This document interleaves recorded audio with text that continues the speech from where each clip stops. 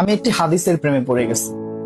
হাদিসটা হচ্ছে ঠিক এমন যে যখন বান্দা একটি ঘরে কান্না শুরু করে এবং তখন আল্লাহর ফেরেশতারা বলে যে আল্লাহ, তোমার এই বান্দাটা কি জন্য কষ্ট পাচ্ছে, এবং ফেরেশতারা আল্লাহর কাছে কান্নাকাটি করে বলে যে তার মনের ব্যথাকে তুমি আল্লাহ কমিয়ে দাও। তখন আল্লাহ তাআলা বলেন যে আমার বান্দা এমন কোনো কিছুর মায়া পড়েছিল বা ভালোবেসেছিল যা আমার চাইতে সে বেশি ওই জিনিসটার প্রতি ভালোবেসে ফেলেছিল।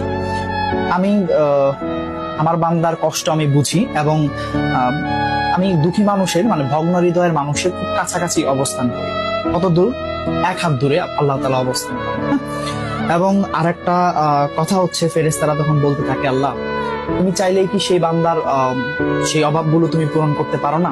তখন আল্লাহ তাআলা বলেন যে আমি ওয়াদা করতেছি আমার বান্দা যে জিনিসটা তার জীবন থেকে হারিয়েছে তার চাইতে অধিক উত্তম জিনিস আমি তাকে দিব, যা দেখে পৃথিবীর মানুষ বিস্মিত হবে।